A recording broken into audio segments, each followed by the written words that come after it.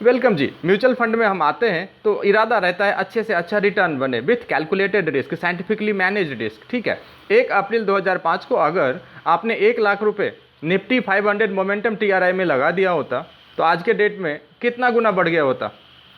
10 गुना, 20 गुना, 30 गुना, 40 गुना, 50 गुना, कितना सर? ये आपका 76 गुना, 76x बढ़ गया होता सर जी। अगर 1 अप्रैल 2005 को 1 लाख रुपए अगर आपने निफ्टी 500 मोमेंटम टीआरआई में लगा दिया होता तो आज उसकी कीमत कितनी होती? 76,74,885 रुपए। और ये आंकड़े एनएसई के हैं सर। भारत की जानी मानी asset management company Motilal Oswal ने रिसर्च किया तो ये पाया कि Nifty 50 momentum TRI Nifty 50 TRI से कई गुना ज़्यादा रिटर्न पिछले 2005 से अब तक देती आ रही है। तो क्यों ना इसके ऊपर एक एनएफओ लेके आ जाएं।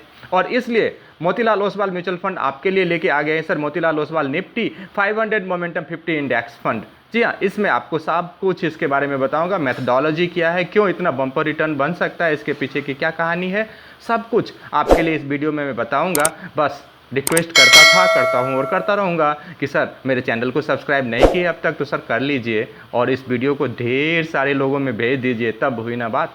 म्यूचुअल फंड सही है। चलिए, ओपन एंडेड फंड है सर, कभी भी डाल सकते हैं, कभी भी निकाल सकते हैं। हाँ, 1% का एग्जिट लोड लगेगा अगर 15 दिन के भीतर अगर आप निकालते हैं तो।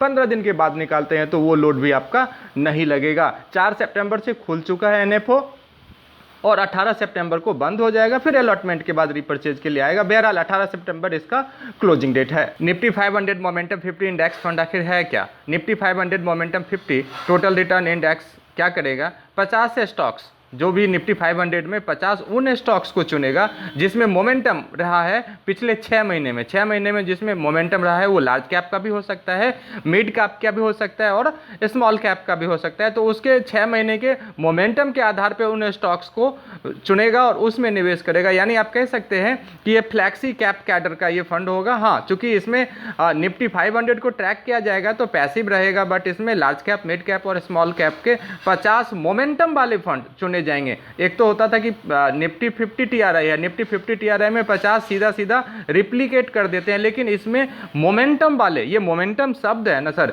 ये मोमेंटम शब्द इसमें जान डाल रहा है। और मोमेंटम शब्द कितना असर करता है, कितना गैप क्रिएट करता है पिछले 19 साल में, वो मैं अब आपको इस आंकड़े पे, स्क्रीन देखो सर पहले, निफ्टी 50 टीआरआई और निफ्टी 500 मोमेंटम में सर मोमेंटम वाले स्टॉक्स ने कितना खतरनाक रिटर्न दिया है सर। अब आप देखो, अगर 1 अप्रैल 2005 को किसी ने 1 लाख रुपए निफ्टी 500 मोमेंटम टीआरआई में लगा दिया होता तो निफ्टी 500 मोमेंटम टीआरआई में उसके 1 लाख की कीमत 31 जुलाई के डाटा के तक उसका 76,74,885 रुपये बन गए।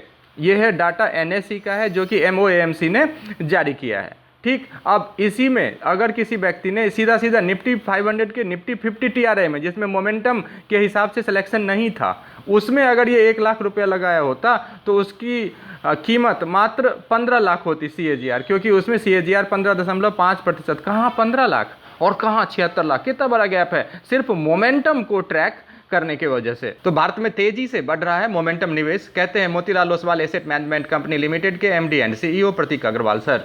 भारत में फैक्टर निवेश अपेक्षाकृत नया है, जिसके भीतर मोमेंटम निवेश काफी तेजी से बढ़ रहा है। Q1 FY25 तक फैक्टर फंड्स में 35,954 करोड़ रुपए का AUM एसेट अंडर मैनेजमेंट आ चुका है। मोमेंट फंड्स के पास 10,353 करोड़ रुपए का सबसे बड़ा हिस्सा है इसमें, यानी 35,954 में 10,000, लगभग 1/3 कह सकते हैं आप, जो देश में मोमेंटम निवेश के तेजी से विस्तार को दर्शाता है। इस ग्रोथ का श्रेय काफी हद तक ट्रेंडिंग सेक्टरों के अनुकूल होने के मोमेंटम, जैसा कि ट्रेंडिंग सेक्टर्स में मोमेंटम अनुकूल यानी कि अपर साइड है, क्योंकि Nifty 500 moment 50 TRI dynamic sector rotation के जरिए बाजार के रुझान को बहुत जल्दी पकड़ता है एल्गो के जरिए, जिसके चलते निफ्टी 50 मोमेंटम टीआरआई ने पिछले 19 साल में से 12 साल में अब निफ्टी 50 टीआरआई को आउट परफॉर्म किया। यानी 19 साल में 12 साल में तो इसने अपने बेंचमार्क को आउट परफॉर्म किया है, बेंचमार्क से ज़्यादा रिटर्न दिया है। हाँ, प्रतीक अग्रवाल सर ये भी कहते हैं कि निफ्टी 500 मोमेंटम 50 ने निफ्टी 50 से बेहतरीन प्रदर्शन क्यों किया है, इसका कुछ कारण बताता हूँ। पहला, मिड कैप और स्मॉल कैप स्पेस में हाल ही में बहुत तेजी हुई है, जिसके वजह से कि इंडेक्स सभी तीनों सेगमेंट में L, M और S को कैप्चर करता है और एल, एम और एस लार्ज, मिड और स्मॉल के अपर मोमेंटम वाले को कैप्चर करता है।